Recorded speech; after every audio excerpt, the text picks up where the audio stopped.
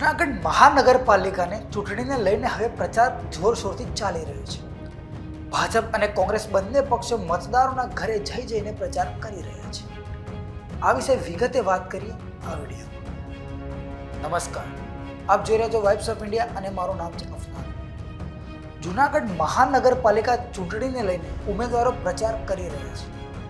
ભાજપના ward number 10ના યુવા ઉમેદવાર મનન આભાણી અને તેમના પેનલના સદસ્યોએ લોકસંપર્ક કર્યો હતો.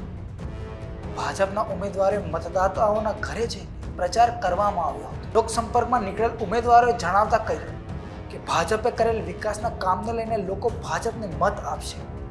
આ વિશે ભાજપના ઉમેદવાર મનન આભાણીએ શું કહ્યું તે જોઈએ.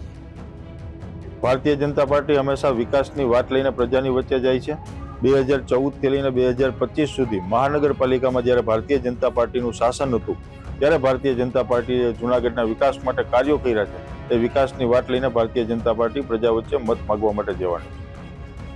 બીજી તરફ કોંગ્રેસ વોર્ડ 4ના યુવા ઉમેદવાર લલિત પરસાણાએ પણ આગામી મહાનગરપાલિકા ચૂંટણીને લઈને મતદારો સુધી પહોંચવા માટે ઘરે ઘરે જઈને તેમણે લોકસંપર્ક અભિયાન હાથ ધર્યું છે. લલિત પરસાણાએ આ પહેલા પણ નગરસેવક તરીકે સેવા આપેલી છે. ચાલો સાંભળીએ લલિત પરસાણાએ શું કહ્યું.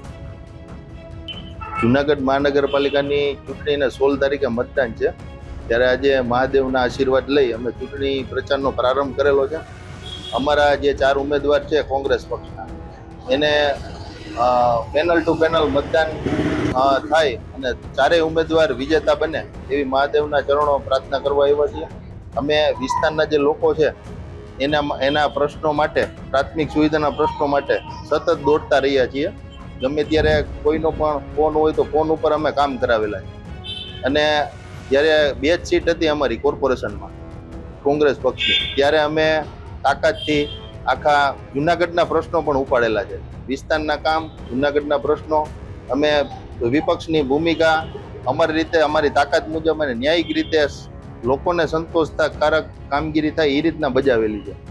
અને અમે અત્યારે પ્રચારમાં પણ લોકોને એ જ કહીએ કે અમે તમારા કામ કરેલા હોય તો જ મત આપજો. જૂનાગઢના 13 વોર્ડની 52 બેઠક માટે કુલ 165 ઉમેદવારો મેદાનમાં છે અને મતદાન પૂર્વે ભાજપની 8 બેઠક બિનહરીફ થઈ ગઈ છે. આગામી 16 ફેબ્રુઆરી મહાનગરપાલિકા ચૂંટણી પ્રચારમાં કરતા બંને પક્ષોના દાવા વિશે તમારું શું કહેવું છે? અમને કોમેન્ટ કરીને જણાવજો અને જોતા રહો વાઇબ્સ ઓફ ઇન્ડિયા. આભાર.